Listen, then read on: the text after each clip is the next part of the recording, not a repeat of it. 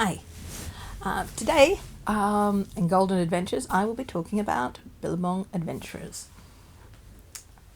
Here's the 1920s copy and a 1970s version.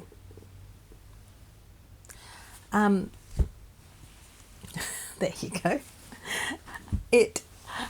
This novel was printed in 1927, so it contains the race, class, and gender themes that you would expect a novel from 1927 to have. Now, what happens in Billabong Adventures kind of falls into two halves.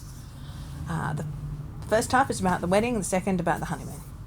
So, in the scene opens, it's the shearing day. Everything's being they're finishing up the shearing, and there's a little bit of banter. The wedding guests start to arrive. Freddie Paxson flies in by plane. Nora and Wally decide that they'll spend a little bit of time together before the wedding, paddling about in the lagoon, but they fall in and get completely covered in mud, and have to try to sneak into the house, and they get caught. But luckily they're brushed up and ready in time for the wedding, so they get married at Billabong. And then they leave for their honeymoon. They're going on a driving tour around New South Wales and Victoria, and they have lots of fun fishing and climbing and looking at beautiful scenery and admiring cattle. And eventually they come to this very isolated rocky plateau where they are accidentally separated. Wally and Nora are separated. And while they're separated, Nora finds an elderly, badly injured Chinese man who sort of effectively dies in her arms. Wally's quite distraught about this at first, like, oh my gosh, and he says something that's a bit of a racial slur, but then he comes to understand, as Nora does, that this is actually a gentleman. The old man asks them to find his grandson, because they're being chased by thieves who want their jewels, to rescue the child and to see if they can recover the jewels as well. So they immediately call Jim, because there's no point having an adventure with just the two of them. They need the three of them. Jim comes, and they do manage to hunt down the jewel thieves and find the little boy Li Chang, who is being attacked and pursued by the bad guys, and the bad guys try to hide the jewels at the last minute, but Li Chang thwarts them by spotting where he put them, and so the bad guys are captured. Li Chang has the jewels, and he is sent back to China. So that's what happens on their honeymoon.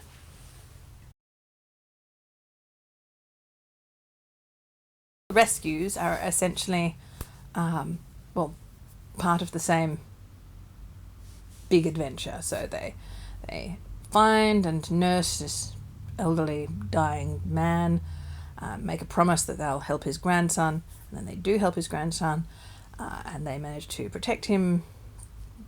Then he is returned to China with the jewels. So that's essentially one big rescue.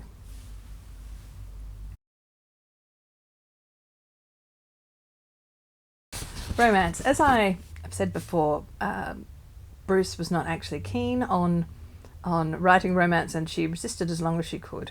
So she has only married Nora and Wally off at this point in 1927. Although I will note at this point in the novels, time starts to lag. So it was published in 1927. It could certainly be no later than 23, and it's probably only about 21. So there's an increasing gap between their publication dates and the chronological ages of the characters, because she doesn't want them to age as fast as time is passing. So Bruce was not a big fan of the romance. In a magazine interview, she said, "Hundreds of children all over Australia clamoured for more Nora, so, well, I went on writing books. I was very firm about one point, however, and that was there should be no love interest in them. I was more or less forced into marrying off Nora and Wally eventually, but beyond this, I drew the line.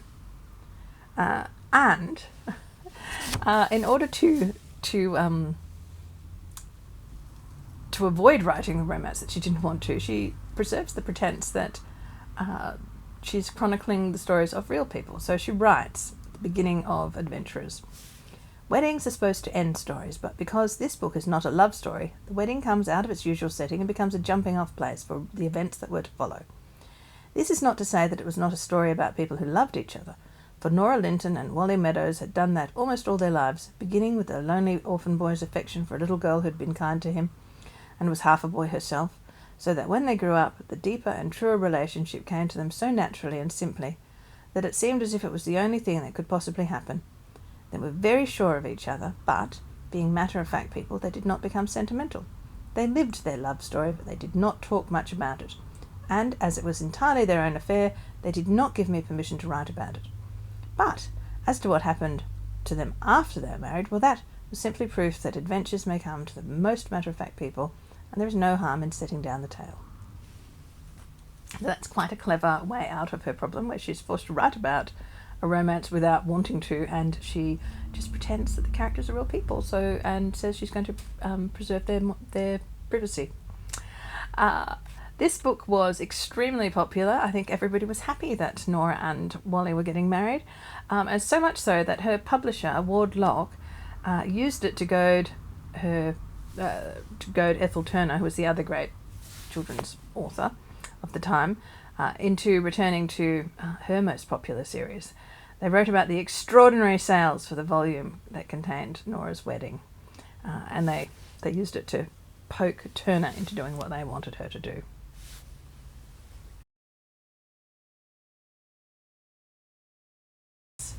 Race. Alright, well, we'll start with the fact that there's this unfortunate pidgin English. So Li Chang speaks with a terrible, fake, faux Chinese accent. It's really grating. I will say that Bruce equally is in love with writing Irish, Scottish, and Ochre Australia accents, so she just likes writing dialect. There's also a great deal of language that I can't repeat. Even Wally exclaims, "And you've been looking after a wretched old slur all night." But then he does repent when he realises this is a gentleman. Most of the worst language is in the mouths of the villains. And I will say that in this novel, as in almost all of Bruce's novels, the villains are the white Anglo-Saxon lower class Australians. That's almost always the group that are the villains, and they are in this case. The Chinese people are, I guess, being the ones who are being victimised. They're being attacked by the villains. And they're not just villains, because it is Li Chang in the end, the Chinese child, who manages to find the jewels, which one of the thieves has been captured, but he'd previously hidden them, and he was thinking when he got out of jail he'd return and get them, but no, Li Chang had spotted where he'd hidden them, so it's Li Chang who ultimately thwarts him. So it's not even that the Chinese are all victims. I think what I find difficult is that Li Chang is constantly described as yellow and pining for this stereotype of China, and when he's rescued he calls them the great ones and describes them as being like gods. It's all a bit it's a bit difficult to read, frankly. And if I just use this as a jumping off spot to think about race relations with Chinese Australians generally in the Bruce novels, if you go back to 1910 with The Little Bushmaid, they have their gardener, Li Wing, who grows the cabbages, and in 1910 he also speaks in this terrible dialect, and he's treated pretty badly. At one point they play a practical joke where they hoist him up into the air by his pigtail, which is fairly mean. He's a very one-dimensional character at that point. However, as time went on, Lee Wing became more and more prominent in the novels, and by the 1930s he's actually out there accompanying them on adventures and capturing gold thieves on his own. So there was change over time in the case of Lee Wing, and in the case of Li Chang, who's in Adventurers, he does look like a victim. He is a child who does need rescuing, but on the other hand, he does do a fair amount of I don't know what you'd call it, self rescuing. He's the one who thwarts the jewel thief ultimately.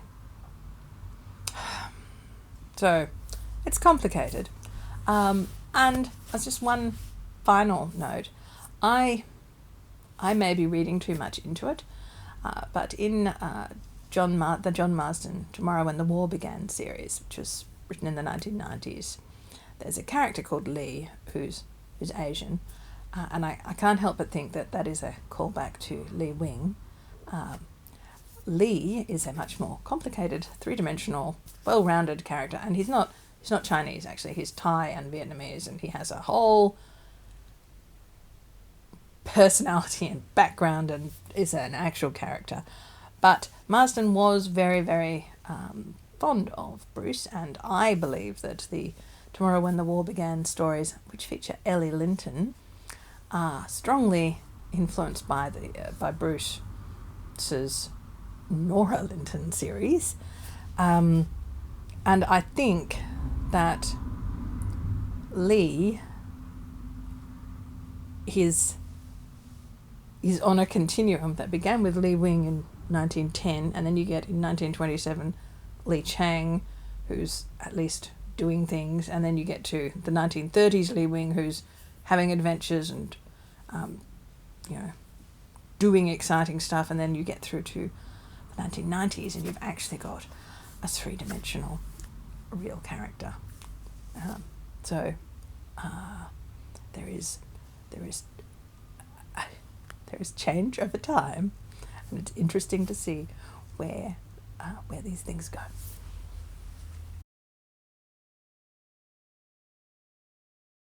Alright, overall, I really like Adventurers, or at least I really like the first half of it. I love the wedding, and the lagoon scene is hilarious, genuinely funny, still genuinely funny to this day, and I've read it many times.